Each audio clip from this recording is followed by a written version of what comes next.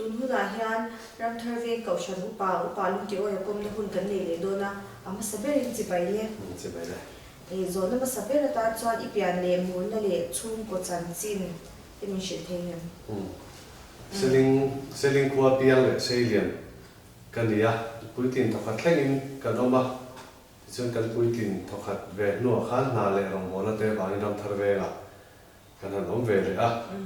ki chuan ka pa hi pa zo na nia kan ura rin omi nia do ra ve to a tunai no pui ro sang pui kan ya kum sang ni pakwa khan kan in ne ve a fana wal som ne ro chu kan la tong lo kan nu pa in kan kho same kan ni a zon do le a chuanin i kaushan rong bol na bulchan na heta KGP ati ni mo i selina chang ti pon yang ram thar ve ma ti pon han kai lu zel la kha me shi le thei nia rong bol na hi kaushan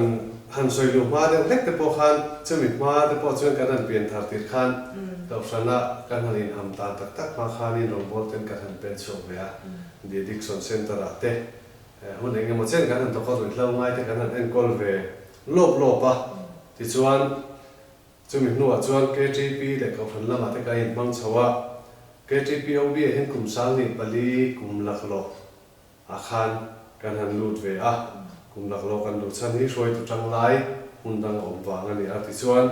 kan han ni chau ve ga ngara pathian roi nei kum sang ni som thleng khan selling branch a OB kan ni a secretary le assistant secretary te finance secretary te kan ni kwal de bera ti chuan hun te kan han sona am thar veng lama te kan han om ta ka chuan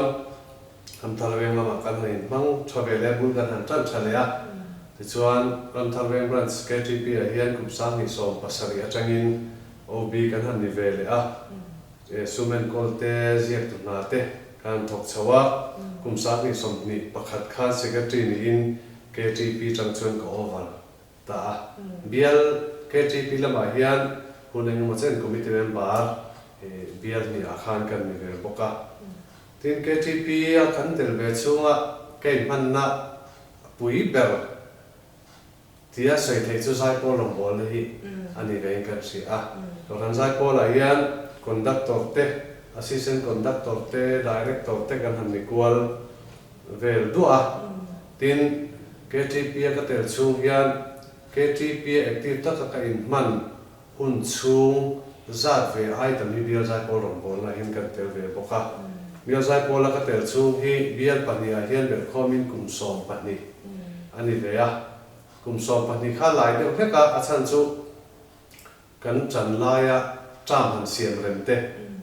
a oma a tram hun chung kan tel ti lampang chuan tram khat ka kum khat te ta ti chuan anu a chuan kum ni te lo nia tin kan tram to lama covid wanga tram po sei te lo ta de han tram nga vai chuan tram nga ni a kum zong chuan kum som pani ani a chunga chuan tram ni kha conductor in kan on ve boka chu kum nga ani bokang chu po sei te nan chuan chu zai po long pon na ka te chawdan tlang pui ani a tin kaushan puya hian ni lai ka pui hong tu ka ni chan kumbel tak hi chu ka chiang thei ta chi lawa in rin ni ran thu cha toy soi tu hian selling ko thana khan kum sa ni pasari atang ni ka sia ka non ve a chu ti lai chuan in rin ni ran thu cha toy soya tlangwa lom chun le na bang ber ka kan ni ve thina ni chu ti ve chuan ko than puya po kan han in ham tan chho ve pathin ko ina sa ra ti chuan mun te kan han sona se khan am thar ve lama kan han no hian kum sang ni som panga ge sang ni som par ka chi da ram thar ve la in rin ni zan atu cha toy soi tu kan mi ta po chuan anau pang ber kan ni le bokin ka sia ting chuan pathian ko ngai na dongin kum phu la win rong bol la ko ma ko sana te KGP le sai ko rong bol la te he mang chho ve thina ni kha atlang pui del chu ni mai o me chanin ani le i tual pa a thantli ni kumte chuan kaushan upa a thantli ni kumte mo lem he kumte presbytery ni lem he cheti te tu moderator ni lem he tu cheti te kam shi le thenin me ni somni pani sang ni somni pani khan kawan committee member tual pa tan minan thlang chu ve a ti chon kan ka phan khan ko phan upa te an dil khan awang khan akum le sangi somni pathum January ni som panga khan ka panu pa kan han sang le a chuta chuan thlan chu palizi nga kan tel ve a ti chuan October ni riat sangi somni pathum a khan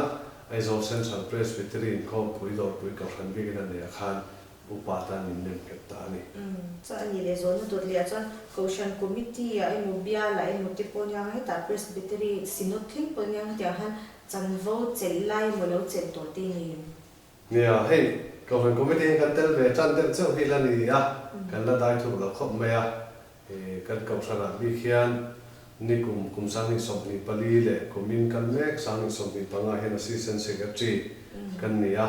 in tram liam chi bial sending committee a khan kan tel ve boka chu te chu la ni ri de mai o me zon top lampang kan hai don tonga I Bible chang du ber a po khan tam deu kha le thi nga chuan la a po la du ber po kha ani no thia khang zinga I du zwal big an kham she nia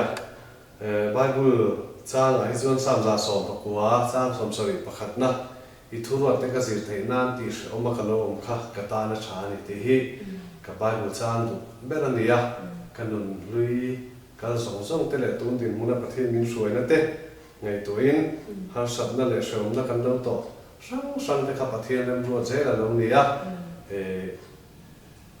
pathian thuruat kan lo fiat thei nan te kan lo zir thei nan te min kai suai dan ro pui zia te ataka kan lo fiat ve thei nan a pathian lem ro che kha lo ni a chuwa chon sam za som pakua sang som sari pakhat thi ka du le a la hian du hi tam ko pa dia sai ko la te lo tel ve chuan a sai lam te kan lo tui ve a pha dang tok kin kan hun to na zir te har san na kan han to chang te kan lom chang te kan lim chang te kan la du hi a lo sang viau thi na ti chuan ina kan oma kan ngai thak te bi gina te po